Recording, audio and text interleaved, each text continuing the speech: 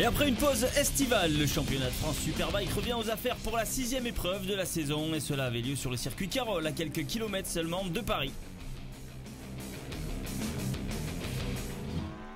Et ce week-end, il y avait beaucoup de pilotes qui jouaient à domicile, c'est notamment le cas des deux cousins qui roulent en Supersport, Cédric Tangre sur sa Suzuki Yohan Motorsport numéro 4 et Robin Camus, le pilote de la Suzuki numéro 89 du team MDS. Robin vise encore le titre, mais pour cela, il est conscient qu'il n'a pas le droit à l'erreur. J'avais des objectifs élevés, sachant que c'est vrai que c'est un circuit. Moi, je suis licencié au motoclub du circuit Carole. J'ai pas eu l'occasion de beaucoup rouler cette année, mais bon, je connais quand même très bien le circuit. Et puis, c'est vrai que de savoir qu'il y a du monde pour me supporter, ça donne un petit élan supplémentaire. Et donc voilà, une petite pole. Et puis, on va essayer de faire un bon week-end pour remonter au championnat et puis essayer de repartir ici. Peut-être pas en tête du championnat, mais en tout cas devant. Forcément, il va falloir que je cravache un peu. Il reste que 2 courses donc pour les rattraper. Après, c'est des circuits que j'apprécie, Carole et Albi. En général, je suis assez rapide dessus. Maintenant, il va falloir que je fasse pas d'erreur et surtout que je prenne le maximum de points. Donc, va falloir se concentrer, bien travailler et puis surtout pas faire d'erreur. Et le fait d'avoir une Suzuki face à la horde de Yamaha, c'est un avantage pour cette fin de championnat. Ici, il n'y a pas vraiment de différence. C'est une bonne moto. De toute façon, après, on l'a fait tirer très court pour pas perdre en accélération. Je suis un des seuls à utiliser une boîte 6 vitesses ici sur ce circuit. Et après, Albi, c'est pareil. Ce sera aussi une bonne moto avec les longues lignes droites qu'il y a là-bas. Donc voilà, non, la Suzuki, là, elle va très bien. Je me sens bien sur la moto. On a des bons pneus. Donc voilà, maintenant, on va voir... Cet après-midi pour la deuxième qualif, on va essayer de faire pareil et puis si la météo tient, voilà, on verra en course quoi.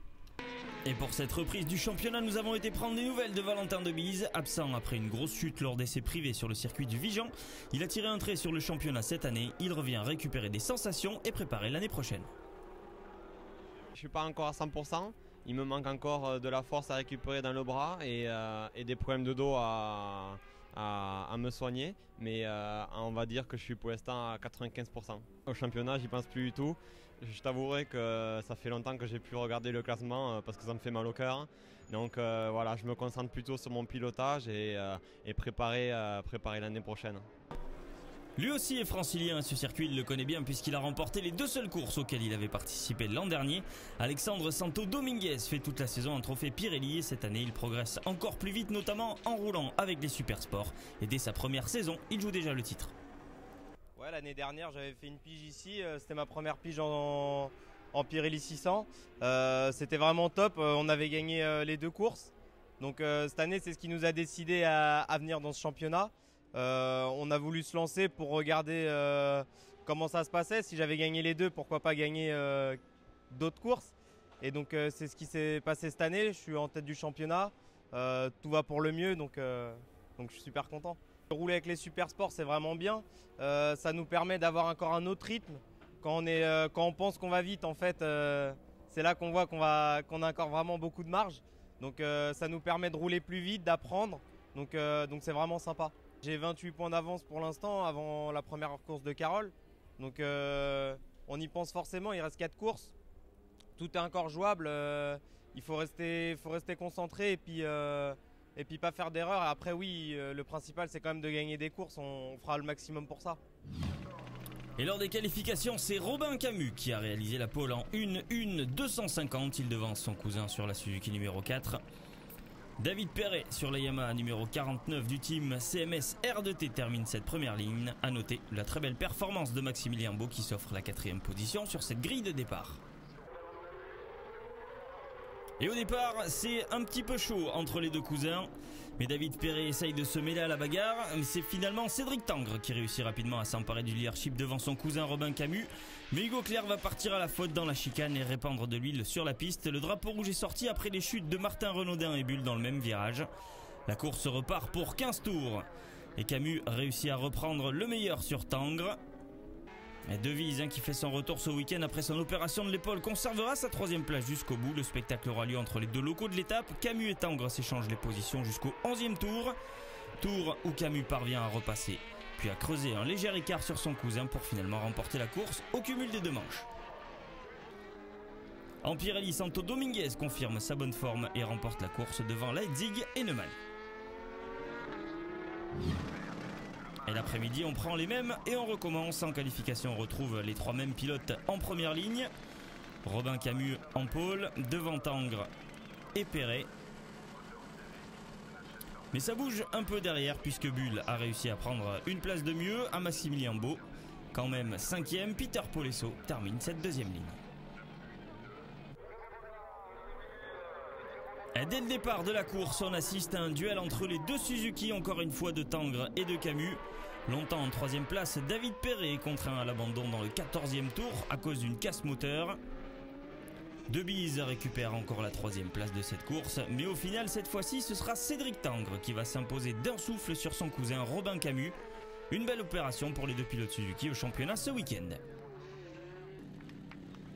Et en Pirelli, Martin Renaudin profite d'une erreur au départ de Santo Dominguez pour s'imposer pour la 3e fois de la saison. Je suis vraiment content, ce matin j'ai tout donné, j'ai fait le trou une première fois avant le safety car et après j'ai refait le trou une 2e fois, j'étais en délicatesse avec mon pneu et je savais qu'il fallait que je termine 2e derrière Robin pour gagner la course parce que j'avais une seconde d'avance à le drapeau rouge. Malheureusement mes plans sont tombés à l'eau en même temps que mon réservoir est tombé à sec dans le dernier tour. Donc voilà, ce matin j'étais très frustré, donc je tenais à cœur de me rattraper cet après-midi et j'ai réussi à tenir un bon rythme. Robin il s'est accroché et jusque dans le dernier tour on a fini côte à côte et même en se touchant, donc c'était vraiment génial d'avoir cette bagarre là avec mon cousin. Voilà, je suis vraiment content d'avoir gagné la course, de prendre la tête du championnat et voilà, c'est vraiment un chouette week-end pour moi. Et grâce à ces bons résultats, c'est les 2 cousins qui caracolent en tête avec les 2 Suzuki. Cédric Tangres devant Robin Camus. Louis Bull a dégringolé à la 3e position. En marge du championnat de France Superbike, le constructeur japonais Honda a décidé de créer une coupe de marque depuis l'an dernier. Un village pousse tous les week-ends de course au milieu du paddock FSBK. Une formule qui, comme nous l'explique Ludovic DeVos, permet de venir rouler à tout âge et surtout à moindre frais et de côtoyer l'élite de la vitesse française. C'est la vitrine en France de la course, de la vitesse. Et on se devait, donc, quand on était présent en FSBK en 1000 et en 600, on a aussi voulu lancer une coupe de marque pour les jeunes et puis aussi les moins jeunes, mais une coupe où tout le monde avait toutes ses chances. Et de là, essayer de trouver des jeunes espoirs pour la vitesse dans le futur. Honda a toujours été dans la compétition et après il y a eu des hauts et des bas, comme on va dire. Et puis là, on est bien reparti, c'est-à-dire qu'on veut être présent dans toutes les disciplines. Donc dans tous les pays, il y a un peu ce type de course, des coupes, que ce soit en cross, que ce soit en vitesse. Donc, et en France, on a lancé donc, il y a 2 ans la CBR 500 Cup. Et en Europe, ils ont aussi ce type de véhicule, donc avec la CBR 500 qu'ils ont fait pendant 2 ans. Et après, ils ont évolué avec la 650. Avec la fédération, on a signé pour 3 ans. Donc l'année prochaine, on repart encore avec la CBR 500 sur le même concept. Pour les jeunes, c'est une chance de pouvoir après aller dans des autres structures, dans d'autres catégories. Et les moins jeunes, c'est le plaisir de rouler. Je veux dire qu'à moindre frais, puisque c'est des coupes qui coûtent pas cher. Et on est entre copains, on se fait plaisir. Et ça peut durer longtemps, quoi. Au menu du plaisir, de l'adrénaline, mais aussi un gros cadeau à la fin pour le vainqueur. Cette année, c'est Gaëtan Gouget qui remporte une Honda CBR 650F. Il n'en est pas à sa première saison de vitesse. Il remporte le titre en 500 CBR et pour la saison prochaine, il a déjà un programme chargé. Oui, j'ai fait 2 saisons en 600 Pirelli et suite à un manque de budget, j'ai fait la 500 CBR Cup et là, c'est ma 2e année maintenant. Sachant que tout le monde est à égalité, il n'y a aucun avantage, peut-être le poids pour certains pilotes, mais sinon c'est vraiment tout le monde à égalité et du coup c'est pas le budget qui fait la différence. Donc ça laisse sa chance à tout le monde et après ça, en gagnant et tout ça, il y a quand même des gens du paddock qui jettent un œil sur nous et pour les années d'avenir. J'ai rien de concluant encore pour l'instant, mais je vais sûrement aller en 1000 stock. Après ça sera très certainement même sur une Honda, mais après on est en train de voir pour l'année prochaine les budgets, on est en train de finaliser un peu tout ça pour voir ce que ça va donner. Cette année je fais un BTS transport et pour reprendre entreprise familiale, donc du coup il faut quand même pas trop que je rate les cours, mais après c'est quand même une passion qui prend du temps et donc il va falloir que je fasse les 2 en même temps et que je gère mon temps. Et ce week-end, nous avons été à la rencontre d'un des sides les plus emblématiques peut-être du plateau, le fameux serpent de Lebaille et Chéniaud. Et l'aventure dure depuis pas mal d'années déjà. L'aventure a démarré en 2003, je cherchais un passager, j'en avais pas en Bretagne parce que je suis breton de naissance et je trouvais pas de passager chez moi, donc Christian m'a contacté et puis voilà, l'aventure dure depuis 13 ans maintenant. J'ai commencé moi en 78 en tant que pilote solo en promo sport. Jusqu'à j'ai fait une coupure dans les années 87 et après j'ai fait une petite période en autocross tout terrain, rallye raid, et puis après j'avais des relations dans le sidecar où j'ai dit un jour avant de mourir il faut bien que j'essaye le sidecar, hein, et puis j'ai mis la main dedans, j'ai mis un doigt, j'ai mis la main et je suis parti, et puis par grand défi je suis rentré là-dedans parce que c'est une grosse passion, puis c'est une bonne ambiance, puis c'est très sympa. On en apprend tous les jours, il n'y a pas d'âge pour apprendre, et puis c'est toujours tous les jours, chaque circuit, c'est toujours nouveau, c'est toujours le plus, le petit plus, on essaye de toujours chercher le petit plus, la seconde, la microseconde, voilà, c'est une passion, on aime bien être devant. Et malgré les années passées sur la piste, la passion reste intacte et avec l'expérience est venue une signature pour cet équipage, le fameux Poirier. Pourquoi avoir eu envie de faire cette figure acrobatique? Nous sommes des gens du spectacle, déjà. Donc le Poirier, parce que c'était dans le sidecar, autrefois, c'était toujours à la clôture, il y avait toujours un Poirier, des gens qui faisaient le Poirier pour faire du spectacle. Et aujourd'hui, c'est l'image c'est la marque qu'on représente. En catégorie F2, il y a un équipage dont on parle assez régulièrement car il fait très souvent de bons résultats. Le Side 103 est composé d'un équipage 100% féminin, Estelle Leblond qui pilote et Mélanie Farnier, la passagère. Une histoire de femme commencée un peu par hasard. Ça fait 3 ans qu'on roule ensemble, on termine notre 3e saison ensemble. Et après, on a eu des parcours différents toutes les deux. Moi, j'ai eu mon premier sidecar quand j'avais 14 ans. Et j'ai commencé à rouler en championnat de France quand j'ai eu 16 ans, parce qu'il faut avoir 16 ans pour rouler. Et puis Mélanie. Moi j'ai commencé 1 an avant d'attaquer avec Estelle, donc en course de côte. Et puis voilà, là je suis on termine notre 3e année toutes les deux en vitesse, championnat de France. Moi je cherchais quelqu'un parce que mon passager, mon compagnon qui roulait avec moi a dû arrêter. En fait ça s'est fait comme ça et puis c'est très bien. Sans se poser de questions, même moi, de filles, de ci, de ça, ça passe, on continue, ça passe pas, on repose les choses, quoi. Ouais. Donc si on est toujours là, c'est que ça va bien. Le sidecar, c'est du partage avant tout, c'est du partage sur la piste, puisqu'on fait à 2, et donc c'est du partage dans le paddock aussi. C'est les copains, on se moquait de moi parce que justement c'est ce que je disais, c'est la famille, mais vraiment c'est l'entraide. S'il n'y a pas un copain pour partir avec nous, on est là vraiment pour s'amuser, on se fait plaisir, vraiment on se fait plaisir. Et après le FSBK et le TT qu'elles ont déjà fait l'une et l'autre, y a-t-il d'autres projets prévus prochainement? On aimerait aller voir un peu du pays, voir d'autres circuits, voir d'autres gens et voilà. Sans délaisser pour autant le championnat de France, on en fera peut-être moins. Mais on aimerait aller se mesurer un petit peu aux Anglais, aux Allemands, pour voir. Bien vadrouiller, voir plein de choses, d'autres circuits, d'autres compétitions, puis de se faire plaisir, toujours plaisir. Voilà. Et le samedi, pour la première course de sidecar, pour la première fois de la saison, on retrouve l'équipage Moreau-Gadet en pôle. Mais ils vont eux aussi céder leur place dès le départ à Huet et Harifon, très performants dans ce domaine. Moreau et Gadet parviennent cependant à rester au contact et reprennent même la tête de la course dans le 5e tour au virage Hôtel. Et Delannoy-Rousseau, un peu mal parti, rejoint les deux équipages en tête. Et on assiste alors à une fin de course sublime. Après quelques échanges de positions, c'est finalement Huet et Harifon qui parviennent à reprendre la tête. Et 3 tours avant la fin, Moreau-Gadet cède aux attaques de Delannoy et Rousseau. Victoire d'un souffle de Huet et Harifon devant Delannoy-Rousseau. Moreau-Gadet termine 3e. En catégorie F2, le couple Guignard-Époux reste en tête de la catégorie du début à la fin. Il s'impose devant Barbier de Broise et Leblond-Farnier.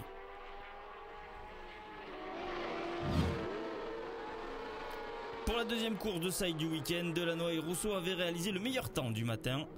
Ils conserveront leur première place en début de course. Très fort dans l'exercice du départ, Huet et Harifon réussissent encore à prendre une place et à reprendre la deuxième à Moreau et Gadet. L'écart se creuse entre les équipages de tête, mais Moreau et Gadet reste dans la roue de Huet et Harifon. Et malheureusement, dans le 8e tour, Mourogade se sortent à golf, provoquant la sortie du safety car. Et un tour plus tard, un autre side sort au pied de la tour. Le drapeau rouge est agité, signalant la fin de la course. Victoire de Delannoy et Rousseau, synonyme de titre pour l'équipage du side numéro 1 qui remporte le championnat pour la 2e fois consécutive. Et un 2e titre de champion de France pour Delannoy et Rousseau, mais Delannoy est aussi à la tête du record des titres en France avec 15 couronnes à son actif. C'est un petit peu ce qu'on veut aussi, c'est sympa d'avoir un petit peu ce record de titres. Donc voilà, on va tâcher de faire ce qu'on pourra pour Albi, pour finir la saison. Et puis voilà, une prochaine saison après. En F2, Guignard-Pou reste en tête de la catégorie et conforte leur avance en tête du championnat devant le Blond-Farnier qui bataille pour conserver leur place face à Barbier de Broise. Et malgré une belle passe d'armes entre les sides 103 et 172, le Blond-Farnier conserve cette 2e place devant Cossé Le Lubel qui monte finalement sur le podium.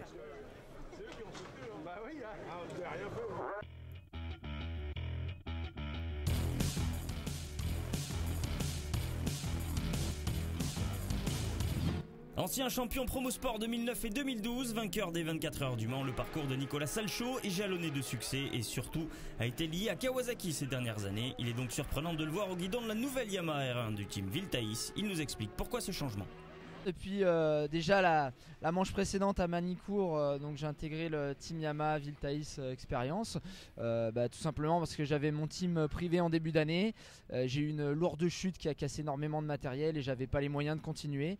Donc après avoir fait les 12 heures de Manicourt avec des bonnes choses avec Viltaïs, ils sont venus me chercher pour finir le championnat de France.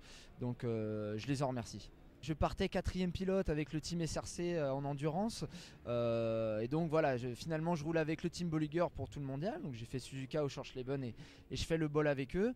Donc c'est très bien parce que c'est vrai qu'être 4e pilote c'est pas une position très facile. Donc je suis très heureux d'être avec le team Bolliger, avec le team Viltaïs pour le championnat de France jusqu'à la fin de saison. Donc finalement effectivement une bonne saison. Et le fait de jongler entre la Kawasaki SRC et la Yamaha Viltaïs, ça ne doit pas être de tout repos quand même. Ça complique les choses forcément, il y a toujours un léger temps d'adaptation mais que je réduis là vraiment au fur et à mesure. Mais c'est aussi une source d'apprentissage. Parce que là sur la mise au point je fais beaucoup de travail de part et d'autre. Et c'est vrai que c'est aussi beaucoup d'expérience qui je suis sûr me servira dans le futur. Leader au classement provisoire en arrivant à Carole, Grégory Leblanc pourrait être titré dès ce week-end, mais il est conscient que ses principaux rivaux, à savoir le GMT 94 qui joue à domicile, ne vont pas lui faciliter la tâche. Ouais, on va dire que mathématiquement c'est possible. Bon, comme tu dis, après 2 mois de vacances, pour le championnat de France, mais c'est vrai que nous on a quand même pas mal enchaîné en endurance entre les essais du Bol d'Or, le Japon et l'Allemagne. Bon, c'est des courses qui ont été assez compliquées pour nous, mais bon voilà, c'est une autre histoire. Là, sur le championnat de France, mathématiquement, c'est possible d'avoir le titre ce week-end. Il manquait 6 points avant d'arriver, 5 points après la qualif. Donc c'est pour ça qu'on a joué la qualification déjà pour avoir ce point qui est important et qui me laisse encore une marge de sécurité pour la course. Et aussi parce qu'ici, on sait que c'est très important d'être en première ligne parce que le circuit est très petit et c'est assez compliqué de doubler. Et ça fait plaisir parce qu'on est sur le terrain d'entraînement du GMT et on va dire de les taxer à la maison, c'est toujours une petite satisfaction personnelle. Malgré, bon après on sait que David et Kenny vont être très forts en course. David Checa a enchaîné beaucoup de tours rapides et je sais qu'en course il va être présent et je pense que pour le moment c'est lui le grand favori de l'épreuve. Et moi je vais me placer plutôt en outsider et pas prendre de risques parce que quand on a 49 points d'avance au championnat, il faut rouler intelligemment. Le circuit Carole est la propriété de la FFM. Le président de la Fédération française de motocyclisme, Jacques Boll, était présent ce week-end. Nous en avons profité pour lui demander son sentiment sur cette saison de vitesse moto et essayer de savoir si l'année prochaine il y aurait des changements. Je crois que l'édition 2015 a été une belle édition. Donc lorsqu'une formule fonctionne, eh bien le but c'est pas de la changer absolument. Donc je pense qu'on conservera les grandes lignes du championnat 2015. C'était déjà vrai depuis longtemps en motocross et en enduro, mais cette année on a également des Français en vitesse. On avait eu l'an passé Sylvain Gattoli en Superbike. Cette année on peut espérer, c'est même probable aujourd'hui, un titre en Moto 2. On a remporté un grand prix, au moins un grand prix en Moto 3. On a plusieurs Français qui sont vraiment à très très haut niveau. On va sans doute être champion du monde également en endurance. Enfin je crois que ce sera une belle année pour la moto française en général, mais pour la vitesse en particulier.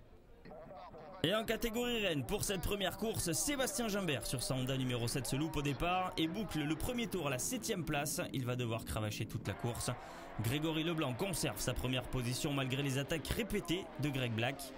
Dans le 10e tour, le pilote anglais du team LMS réussira à passer au virage hôtel devant Leblanc et David Checa.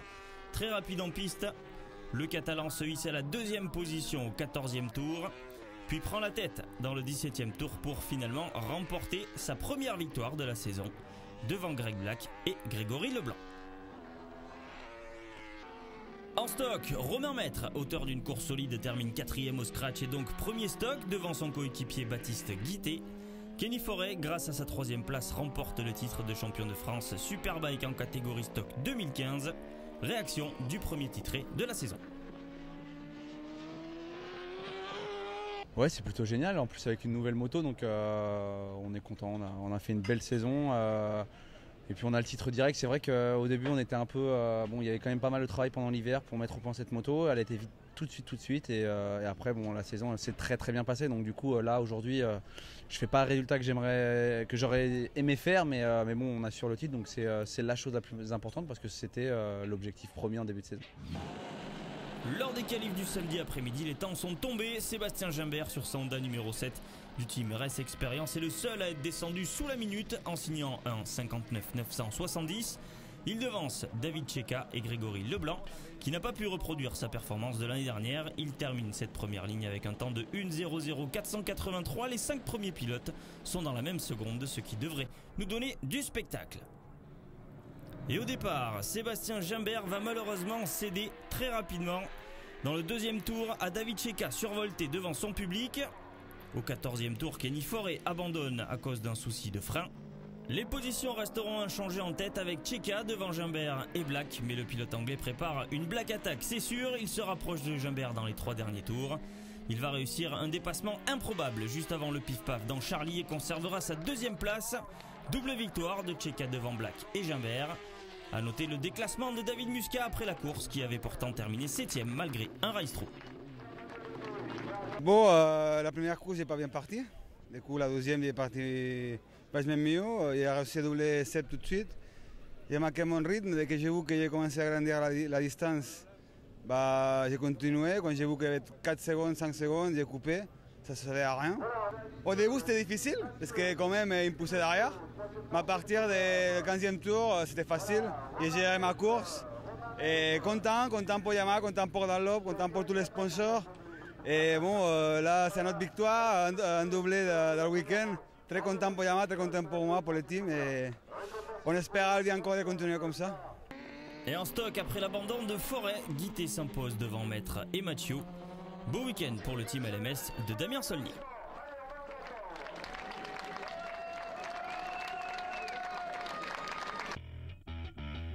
Au classement, Grégory Leblanc reste en tête. Et donc David Muscat dégringole puisqu'il n'aura marqué à 0 points durant tout le week-end. Et voilà, c'est terminé pour la 6e manche du championnat de France FSBK version 2015. Nous quittons le circuit francilien, le circuit Carole. Rendez-vous dans 15 jours pour la finale à Albi. Ciao.